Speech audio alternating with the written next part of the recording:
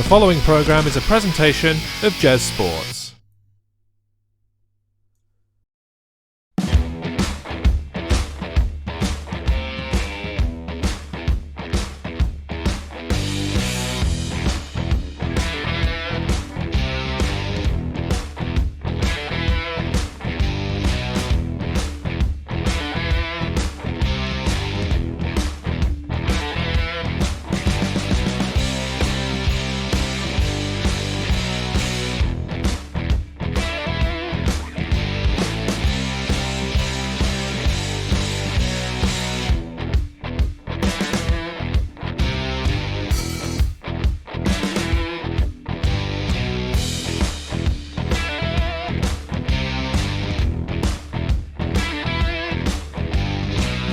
Hello again, ladies and gentlemen. Welcome back to the Main Event Podcast.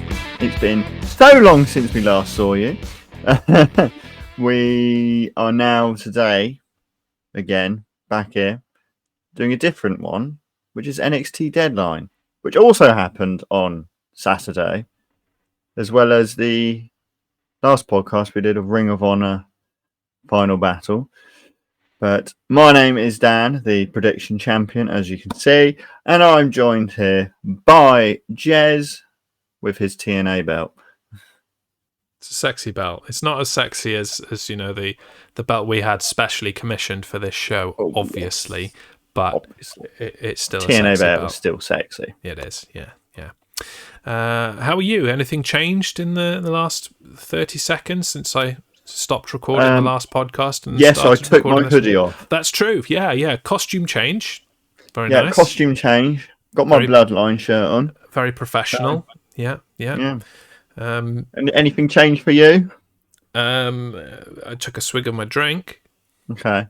Yeah. You should have drawn something on your board. I should have done. Yeah. You should have drawn like NXT or something. I could have done something like that. Yeah, but actually, I'm only really allowed, unless I'm insulting someone, I'm only really allowed to draw on the board when I'm streaming, and it's a channel point reward, so people can dictate what I draw.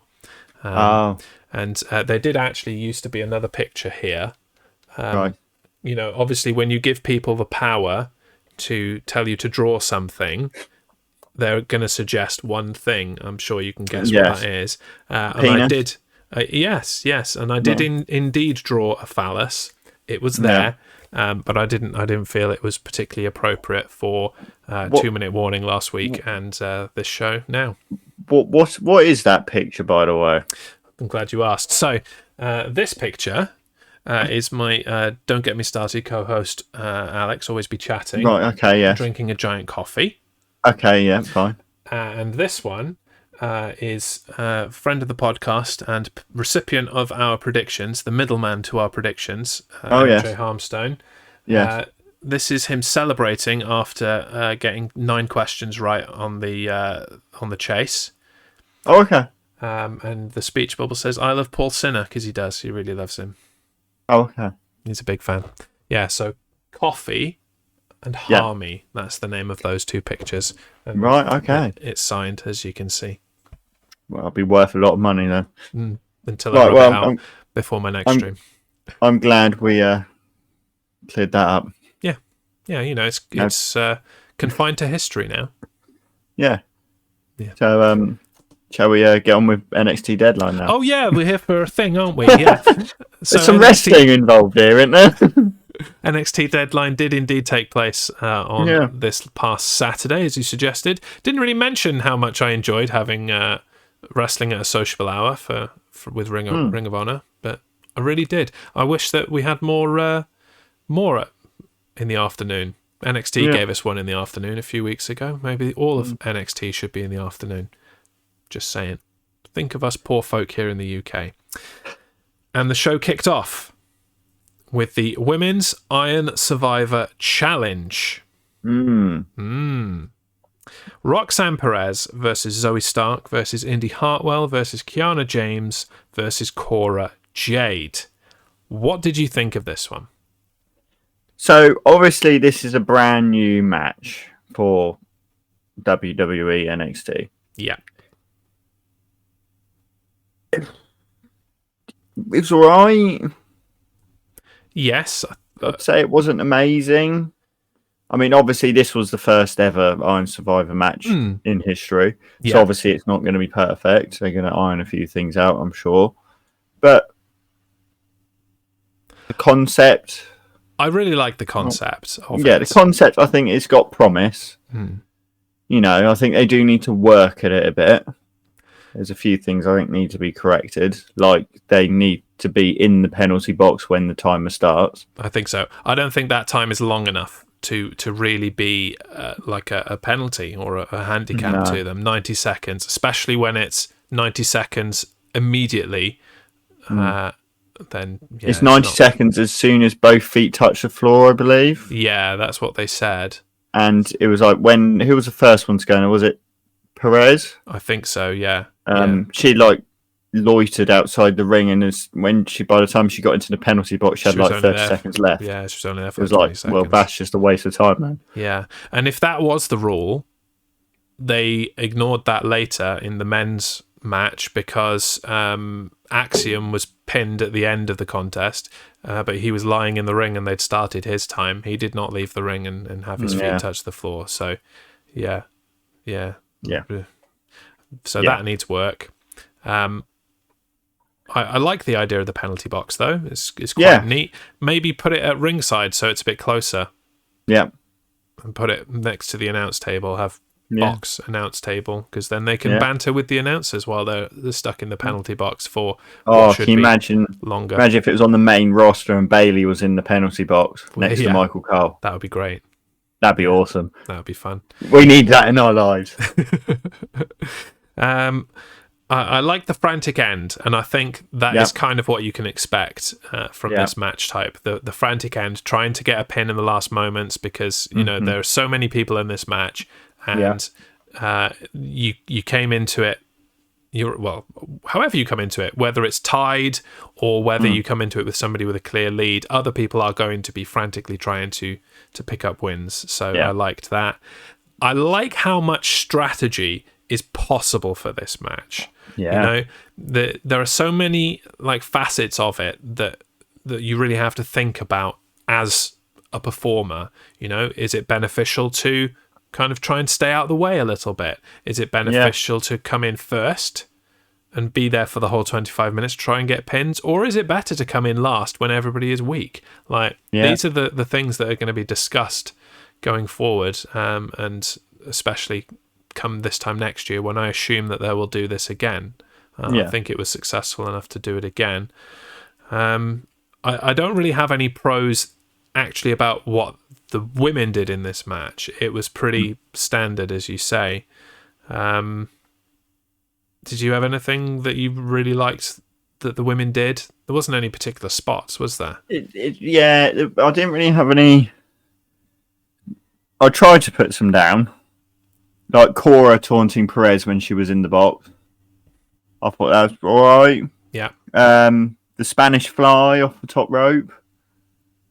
That was pretty alright. It's okay, yeah. I tried to put some down.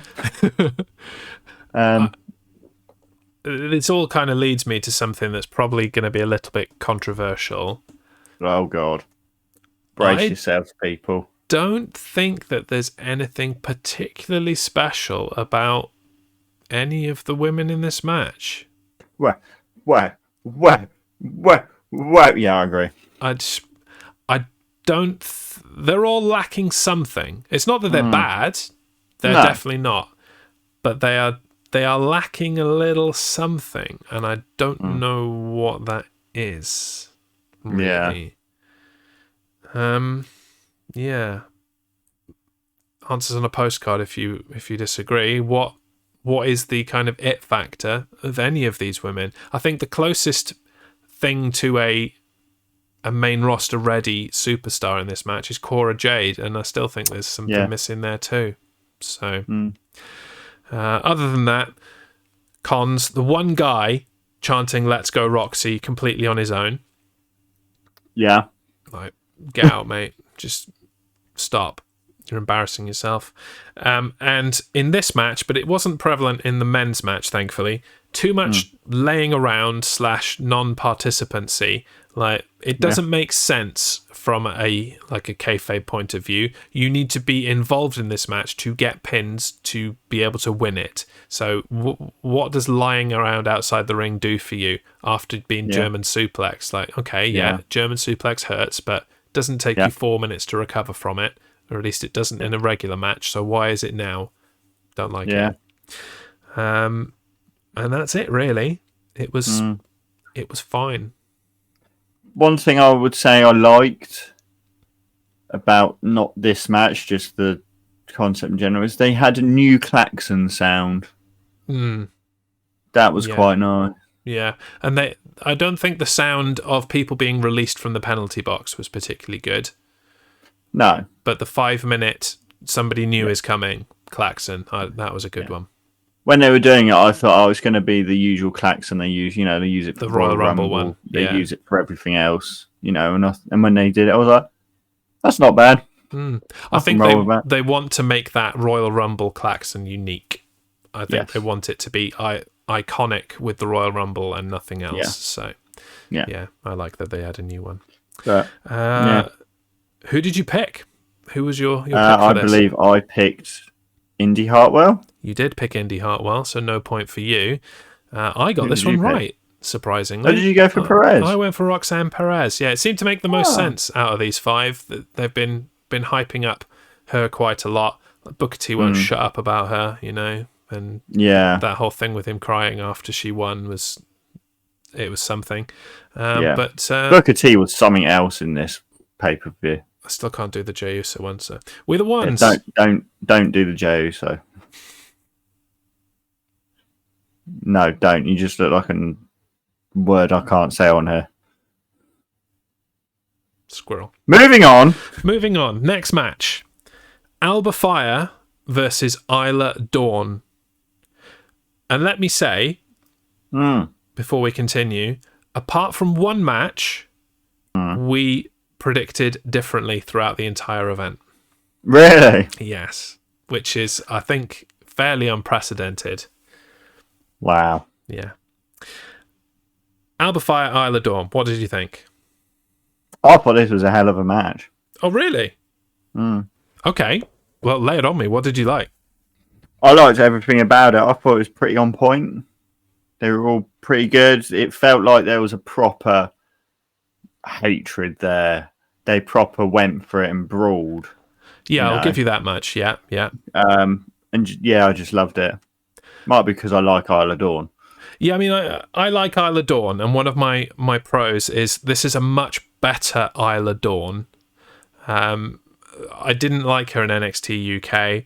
No. I used to call her Isla Yawn because I remember that she was pretty boring. So I like this new gimmick. I like the presentation. Yeah. I think the entrance was amazing. You know, I really see big things for her. So it doesn't really surprise me that she won. That said, that's not the way I went. That's not how I predicted it. So there's a point for you there. 2 matches in, we are tied 1 apiece. What else did I like? I liked the ref just dying in the ring. That was amazing. That was pretty fun. I don't think we've ever had that before. We've had, you know, people being cursed, obviously, in WWE, but to just spontaneously start puking black stuff and spontaneously die as a result of a hex or whatever, that was unique. Yeah. And, you know, cheat to win, Eddie Guerrero style. Like, I don't think she should have won clean, and she didn't. No. Now, I didn't like it as much as you did. I thought it was particularly meh, and it's not because of Isla Dawn. Was it because of Alba Fire? I'm still not on board with Alba Fire. Like, no. Not even a cool name and a rebrand has made Kaylee Ray interesting. I was about to say what was her old name, but Kaylee Ray, there you said it. Oh yeah, that was it, wasn't it? Bore off. That thing. Yeah. I don't know. She just doesn't do it for me in any way. She's not doing it for you. No. And her NXT UK women's championship reign was overrated. COVID had a lot to say about that one. Yeah. Is it that one? That's the women's. Oh yeah, so it is. Yeah. It's on a white strap. Yeah, I didn't see where you were pointing. I thought you were pointing at the tag titles. No, I was trying to bend my arm way back. Yeah, no, she doesn't do it for me, and I think Isla Dawn carried her a fair bit in this match, controversially perhaps, but yeah. Meh. Moving on. This one a lot easier to get through than Ring of Honor. Yeah. We're already halfway. Yeah.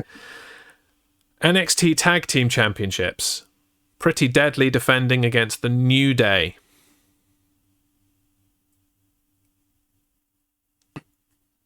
Well, this happened. I'm sorry, but that little hand thing you just did then, just a... Yeah.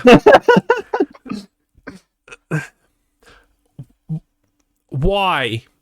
Why are the New Day NXT Tag Team Champions? Why? I don't know.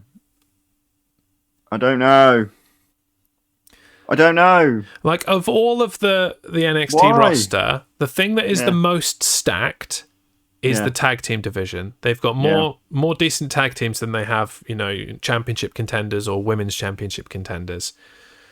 I just don't... And what is there a bigger plan? What's going on? I have no idea. There's a rumor that the Bloodline will be on the final NXT of the year. Oh, shut up. Shut up. And so are we getting... They're going to take everything. Are we getting the Bloodline versus the New Day for the NXT Tag Team titles at, like, New Year's Eve or something? It's the wrong person from the Bloodline going and taking stuff. Like, if they were going to do that, why strip Solo Sikoa of the North American Championship? Like, why take him completely off NXT when you could have just had him be the guy that beat Bron Breakker? Because that seems to be one of the only credible things that can happen. Yeah. Is Solo Sikoa beating Bron Breakker. Maybe that will happen anyway, but... Please, God. I don't like the New Day being tag team champions. I've gone off them just the fact that they keep on getting the tag team titles. I don't think it does any favours to Pretty Deadly. I will say Pretty Deadly looked fantastic in this match. I feel like this was a main roster quality pay-per-view match. Yeah. Like it was really good. Yeah. I have in my pros and my cons Twerk Off. Yeah, I had that firmly in my cons. Oh, yeah, I had it in both because it's funny and it's on brand for both of these guys. But yeah, and the I think my main highlight was the referee's reaction to everybody laying down in the ring after the belt shots in inverted commas. That belt shots were, I thought that was just brilliant. Quick, use that, lay down. Oh, quick, I'll jump to you, lay down. Oh, quick, I'll jump to you, lay down. Throw it in the middle, just lay down. Yeah, no, it was good. It was entertaining. I enjoyed that quite a lot, but I'm just so not happy with the result. I'm guessing you predicted the same as me then. I did not.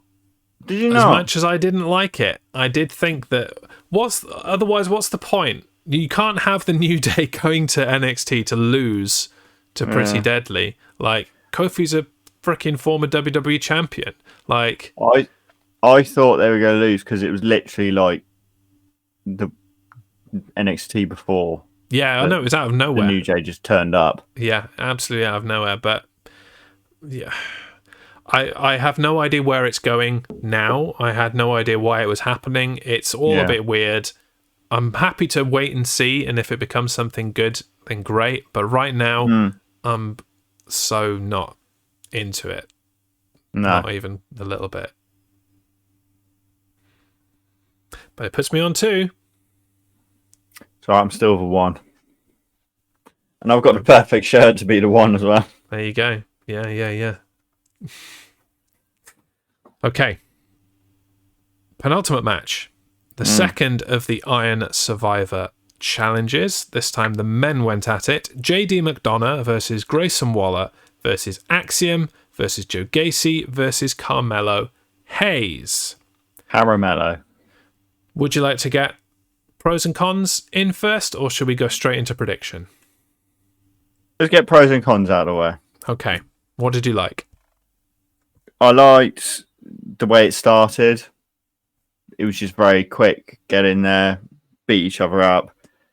That was with just Axiom and JD, and then Caramello just joined in, and it just escalated, you know. Yeah. The way Grayson Waller came in, he ran in, did his, what do you call it, Waller effect? Is that what that's called? Yeah. The DDT. The stunner.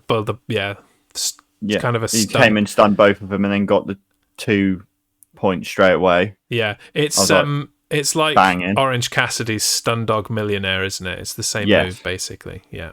Yeah. Axiom and JD brawling in the penalty box. Just brilliant. And then Axiom jumping off the penalty box. Yeah. So this match had a lot more kind of planned spots than the women's match. There were actually some highlights that you could point to in this, rather than it going from start to finish in a okay kind of way. My pros and cons are pretty much the same as yours. I liked Carmelo Hayes coming in dominantly and picking up the pinfall straight away. The Waller coming in and double pinning. Like, he could, challenge for that mantle of the ultimate opportunist as time goes on. I think that's the kind of... He is a very kind of edge-like character in that way. Yeah. Just with a lot more cockiness and Aussiness to him. So, yeah. And on that note, who's in your 5 now, bitch? To Booker T. That was a nice one. Yeah. I quite enjoyed that.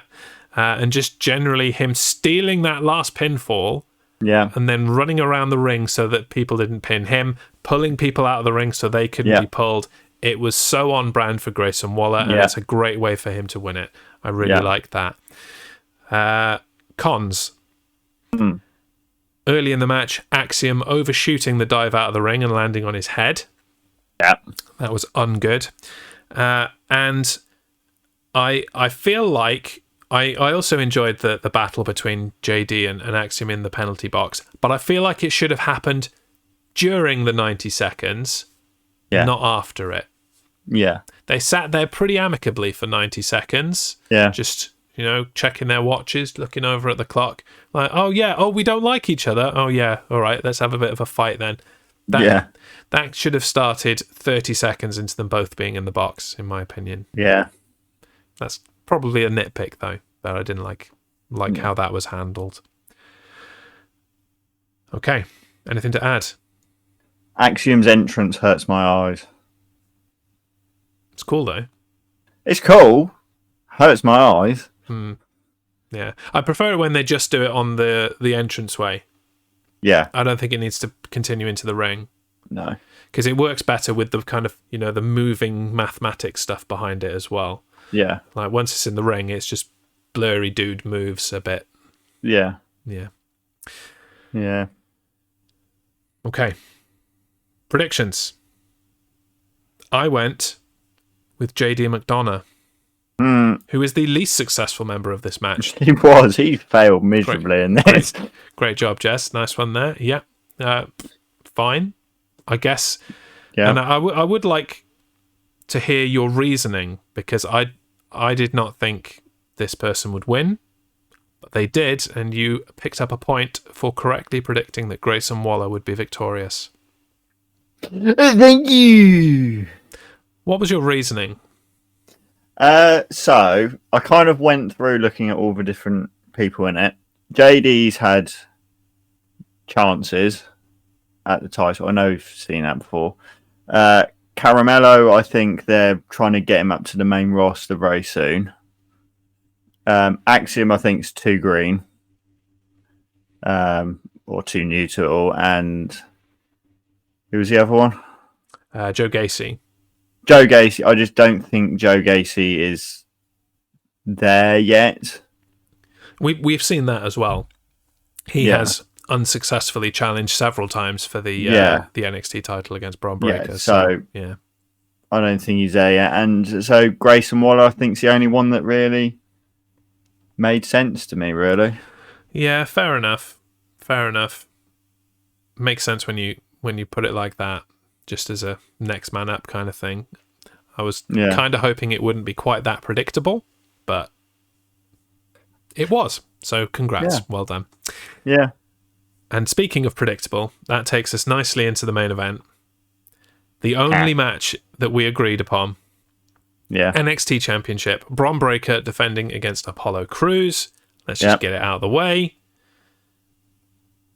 We both went Bron Breakker. Yeah. A point each, which means that we end NXT Deadline tied at 3. Yeah. What a surprise. Yeah. Now, what did you think of this? Maybe my face betrays my opinion a little bit. Yeah, your face kind of says it all, really. I don't think it was very good. It just wasn't. No, and that's not because it was bad. It was just a bit. What was the point?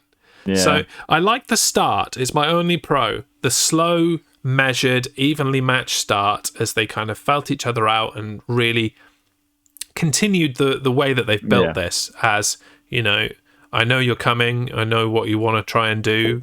I know you want to take my title, but I'm not going to let that happen. And the mutual respect that they had, I thought it was quite a nice build, and that the open of the match reflected that.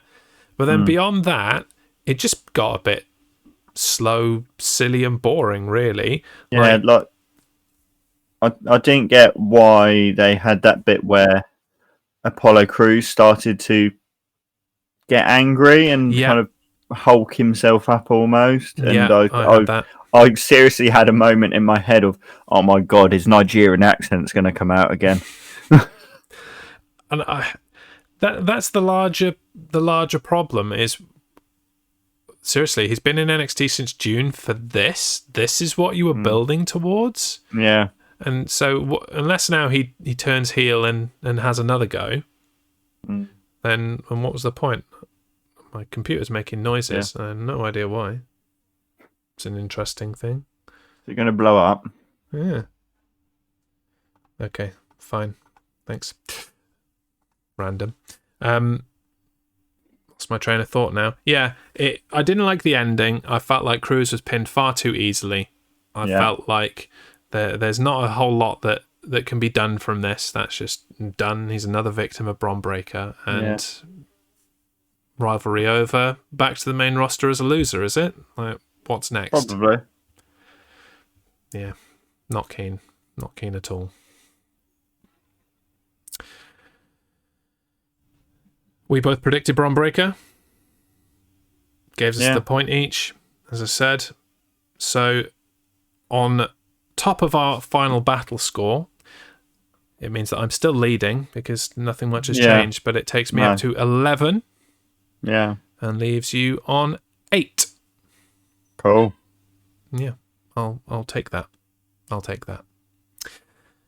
Last thing to do. I ask you, Dan, on this second episode of the Main Event Podcast of the week, to give me a rating out of 5 penalty boxes. 5 penalty boxes. I enjoyed it quite a bit. Not much, though. At the same time. Kind of, but I think I'm going to go the same scores I gave Ring of Honor. I'm going to go 3. Oh, I feel like that's quite harsh on the Ring of Honor event to give this the same. I like the Iron Survivor match. Yeah. I like the men's one more, but generally I like the concept. Other than that, it was just a series of bad decisions, and I think this is a very weak event. I'm going to give it 2.5. Oh. I don't think I've given an NXT event that low since the 2.0 monstrosities. Oh, those. Let's not talk about those. We don't talk about Bearcat. We don't talk about 2.0. Yes. That's and we don't talk about the 24/7 title. Yeah, except for it being R-Truth baby. The poor guy's got no baby anymore. Really. And the fact that Nikki Cross completely missed the bin when she was trying to chuck it away. Same kind of decision-making process, I feel, between that and this event. So much promise, so little delivery. I'm intrigued how things are going to go, even for the rest of this year. Apparently they want to do a big end-of-year NXT, and then they've got New Year's Evil as a very early event. Will be one of the 4 events that we cover in January. And one of the 5 events that we have remaining in this quarter, very short quarter of predictions. Right, well, that's it then. I will begin to close things out until next time, where we will be here to discuss AEW Winter is Coming. Yeah. I've been Jez. I've been Dan. And this has been the Main Event Podcast. See you next time. Bye.